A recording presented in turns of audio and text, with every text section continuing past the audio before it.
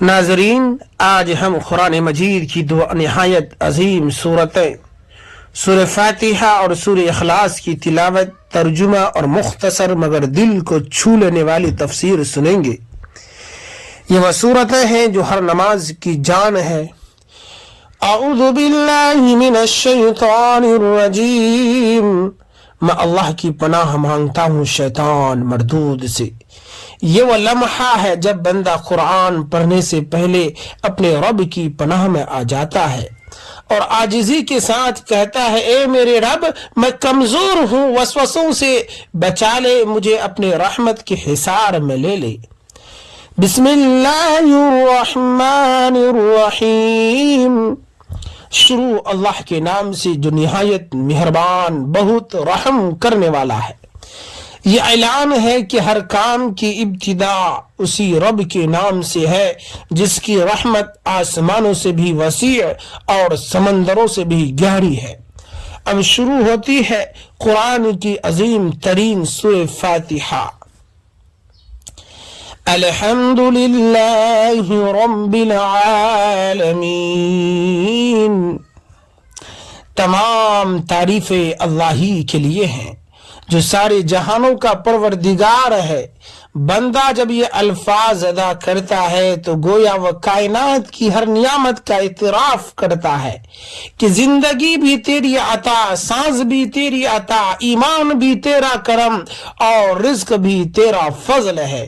دل جھک جاتا ہے، زبان شکر سے بھر جاتی ہے اور انسان کو احساس ہوتا ہے کہ ساری عظمت صرف اسی رب کے لیے ہے۔ الرحمن الرحیم، وہ نہایت مہربان، بہت رحم فرمانے والا ہے۔ وہ رب جو گناہوں کے باوجود رزق دیتا ہے، خطاؤں کے باوجود دروازہ بند نہیں کرتا، جو رات کے اندھیروں میں رونے والے بندے کی آہ بھی سنتا ہے اور ٹوٹے دلوں کو سہارا بھی دیتا ہے۔ اس کی رحمت ایسی ہے کہ اگر بندہ 1000 بار بھی لوٹ آئے تو وہ اپنے بندے کو مایوس نہیں کرتا۔ مالک یوم الدین، وہ بدلے کے دن کا مالک ہے۔ ایک دن ایسا آئے گا جب زمین و آسمان بدل جائیں گے، جب ہر انسان اپنے اعمال کے ساتھ کھڑا ہوگا، جب نہ مال کام آئے گا، نہ طاقت، نہ شہرت، صرف وہی رب فیصلہ کرے گا جس کے سامنے سب جھکے ہوں گے، اور اس دن انسان کو اپنے ہر عمل کا حساب دینا ہوگا۔ ایاک نعبد و ایاک نستعین، ہم صرف تیری ہی عبادت کرتے ہیں اور تجھ سے ہی مدد مانگتے ہیں۔ یہ بندے کا اپنے رب سے ایک سچا وعدہ ہے کہ اے اللہ، ہماری عبادت بھی تیرے لیے ہے، ہماری امید بھی تجھ سے ہے، ہماری فریاد بھی تیرے سامنے ہے۔ دنیا کے سب سہارے ٹوٹ سکتے ہیں مگر تیرا سہارا کبھی نہیں ٹوٹتا۔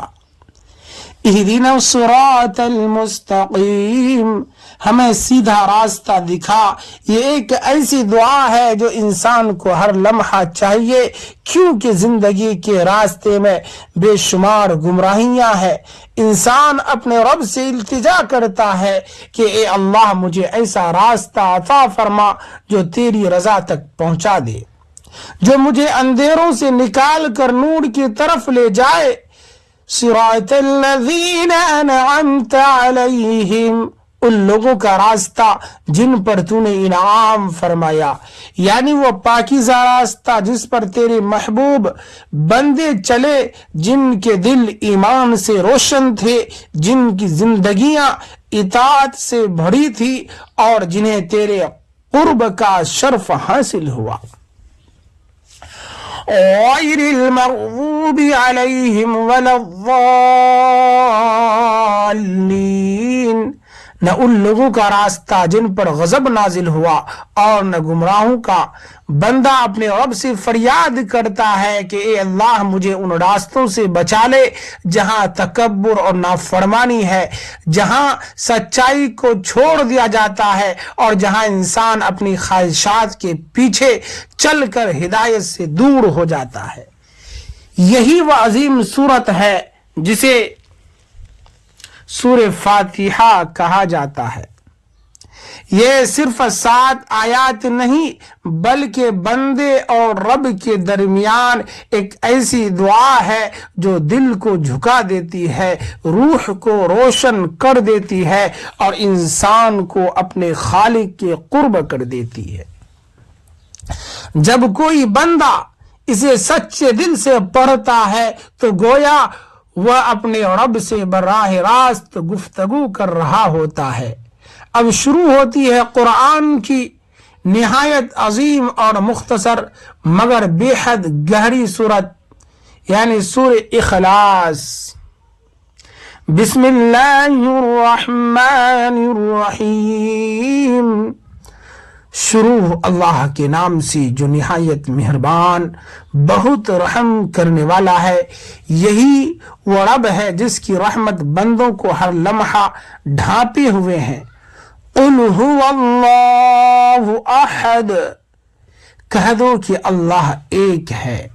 یہ اعلان توحید کا سب سے طاقتور پیغام ہے کہ اس پوری کائنات کا خالق، مالک اور حاکم صرف ایک اللہ ہے، نہ اس کا کوئی شریک ہے، نہ کوئی اس جیسا ہے۔ انسان جب یہ آیت دل سے پڑھتا ہے تو اس کا ایمان مضبوط ہو جاتا ہے اور وہ سمجھ لیتا ہے کہ عبادت کے لائق صرف اور صرف ایک ہی رب ہے۔ اللہ الصمد، اللہ سب سے بے نیاز ہے اور سب اسی کے محتاج ہیں۔ یہ وہ رب ہے جس کے سامنے ہر طاقت جھک جاتی ہے، ہر بادشاہ محتاج ہے، ہر امیر محتاج ہے، پوری کائنات اس کے سہارے قائم ہے، مگر وہ کسی کا محتاج نہیں۔ وہی مشکل کشا ہے، وہی حاجت روا ہے۔ لم یلد ولم یولد، نہ اس کی کوئی اولاد ہے اور نہ وہ کسی سے پیدا ہوا۔ یہ آیت اللہ کی پاکی اور عظمت کو بیان کرتی ہے کہ وہ انسانوں کی طرح نہیں، نہ اس کا کوئی باپ ہے، نہ بیٹا، نہ خاندان۔ وہ ہمیشہ سے ہے اور ہمیشہ رہے گا۔ اس کی ذات ازلی اور ابدی ہے۔ وَلَمْ يَكُنْ لَهُ كُفُوًا أَحَدٌ، اور کوئی بھی اس کے برابر نہیں ہے۔ اس پوری کائنات میں کوئی طاقت، کوئی ہستی، کوئی مخلوق ایسی نہیں جو اللہ کے برابر ہو سکے۔ وہی سب سے بڑا ہے، وہی سب سے بلند ہے، وہی سب سے طاقتور ہے۔ یہی وجہ ہے کہ سورہ اخلاص کو قرآن کریم میں بہت عظیم مقام حاصل ہے۔ رسول اللہ صلی اللہ علیہ وسلم نے فرمایا کہ یہ سورت قرآن کی 1/3 کے برابر ہے۔ جب بندہ اسے اخلاص کے ساتھ پڑھتا ہے تو گویا وہ اپنے رب کی وحدانیت اور اس کی عظمت اور اس کی بے مثالی کا اعلان کر رہا ہوتا ہے، اور یہی اعلان انسان کے دل کو شرک سے